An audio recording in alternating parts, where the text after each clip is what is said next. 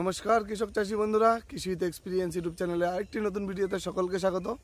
তো রমজান চালু হয়ে গিয়েছে। এখন কিন্তু রমজানের সবথেকে বেস্ট যেটা সবাই টার্গেট করেছিল শশা চাষ।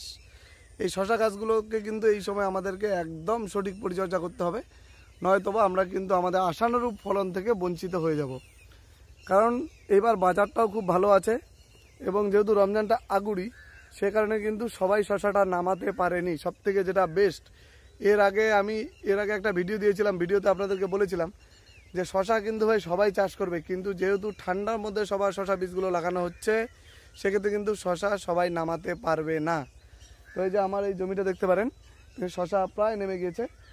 আগামীকাল পরশু থেকে হয়তো বা 2-1টা করে হারভেস্টিং শুরু হবে। ফুলফিল শশা নামতে আরও মোটামুটি 5-7 দিন চলে যাবে।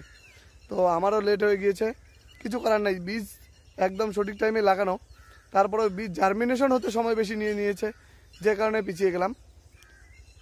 আজকে কিন্তু মাচা দেওয়া প্রায় কমপ্লিট করলাম। তো এই যে দেখুন আমার শশা গাছগুলো এবং কি কি পরিচর্যা আছে সেটা আপনাদের সামনে আজকে একদম বিস্তারিত তুলে ধরব।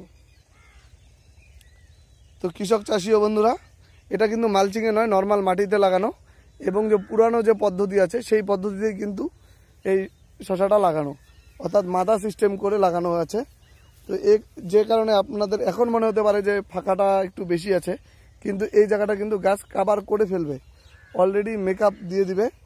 তো যে কারণে একটু বেশি ফাঁকা করে লাগানো আছে। তো এই যে দেখুন শশা গাছের চেহারাগুলো দেখুন যে কি সুন্দর অবস্থায় আছে। এখন কথা হলো যে এই সময় আমরা কি কি পরিচর্যা করব। এই সময় শশা পরিচর্যা বলতে গেলে সবথেকে বড় সমস্যা হয়েছে ওয়েদার। ওয়েদারটা এত পরিমাণ আপ ডাউন করতেছে, যে কারণে আপনারা অনেকেই চাইলেও হয়তোবা গাছের চেহারা ভালোভাবে রাখতে পারছেন না।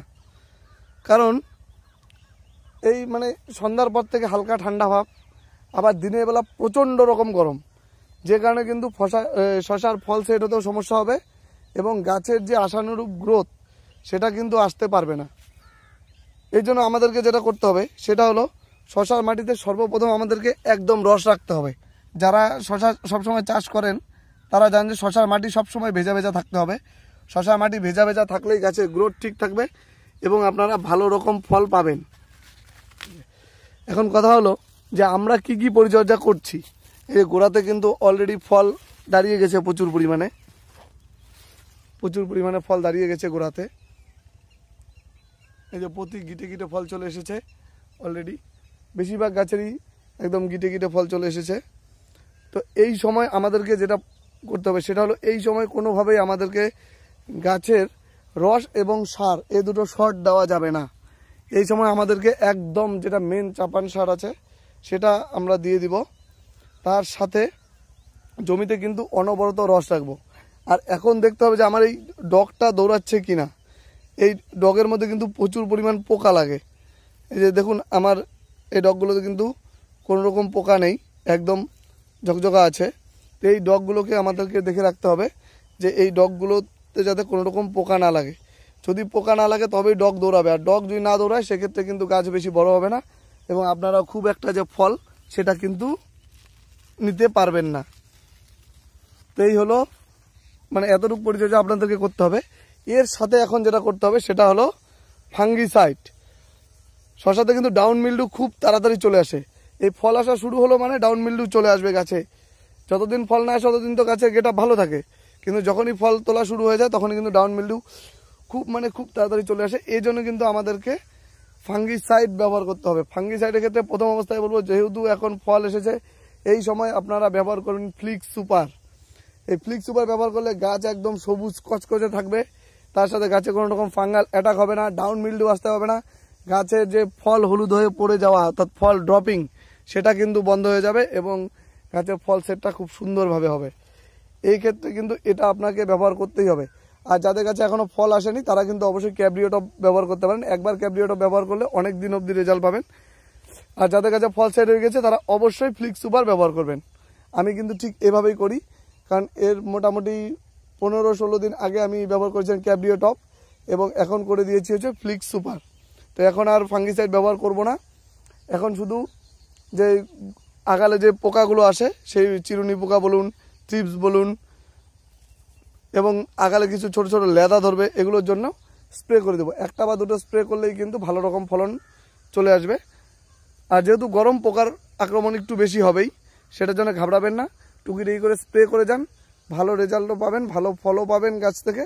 এবং ভালো, এবার যেহেতু বাজারটা ভালো আছে, আশা করা যায় কৃষক কিছু হলেও পয়সা পাবে। কিন্তু এর পরে যাদের নামবে তাদের মনে হয় না খুব একটা পয়সা হবে, কারণ আমাদের এদিকে কিন্তু শশার প্রচুর চাষ, যেখানে চাষ হতো না এবার এখানে কিন্তু প্রচুর পরিমাণ চাষ হচ্ছে। তবে আশা করি আপনাদেরকে বোঝাতে পারলাম এই শশার ব্যাপারটা। জমিতে সার দিতে হবে, রস দিতে হবে, তার সাথে ফাঙ্গিসাইড একবার ব্যবহার করব, ফ্লিক্স সুপার, অথবা গাছ ছোট থাকলে ক্যাব্রিও টপ। এবং আমরা পোকার জন্য যে ওষুধগুলো ব্যবহার করে থাকি সেটা হলো, এর বেগুনের ক্ষেত্রে বলেছিলাম সাদামাছি এবং যে গুড়ি পোকা আছে সেগুলোর জন্য আপনারা অবশ্যই ওসিন ব্যবহার করতে পারেন বা সোলেমন ব্যবহার করতে পারেন। এছাড়া ইমিডাক্লোরোপিড গ্রুপের যে কোনো ওষুধ ব্যবহার করে দিতে পারেন।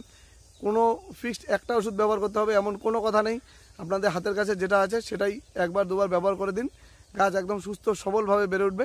এবং লেদার জন্যে আপনারা ব্যারাজাইট বা গুন্থার বা পপেক্স সুপার, সেটা না হলে কিংডক্সা ব্যবহার করতে পারেন, বা যেটা বলে ভলগা, শুধু এমামেকটিন বেনজয়েট, যে কোনো একটা ব্যবহার করে দেবেন, সেক্ষেত্রে কিন্তু লেদা কন্ট্রোল করতে পারবেন। আর শশাতে যেহেতু কালো রঙের লেদাটা লাগে না, সবুজ লেদাটা লাগে, সেক্ষেত্রে মানে হালকা যে কোনো একটা লেদার বীজ স্প্রে করে দিলে কিন্তু ভালো রেজাল্ট পাওয়া যায়। খুব একটা বেশি খরচ করার দরকার নেই, কারণ যেহেতু সার ওষুধের দাম বেশি, সেহেতু যেভাবেই খরচ কমানো যায় সেটা আমাদের সবসময় দেখতে হবে। তো আজকের ভিডিওটা বেশি বড় করছি না, আপনারা এতটুকু পরিচর্যা করুন, আশা করি ভালো রেজাল্ট পাবেন। আর ভিডিওটা যদি ভালো লাগে অবশ্যই একটা লাইক করবেন, তার সাথে চ্যানেলে নতুন হলে চ্যানেলটা কিন্তু সাবস্ক্রাইব করে দেবেন। কৃষিভিত্তিক আরও অনেক নতুন নতুন ভিডিও এই চ্যানেলে চলে আসবে, তার জন্য আপনাকে অবশ্যই চ্যানেলটা সাবস্ক্রাইব করে রাখতে হবে।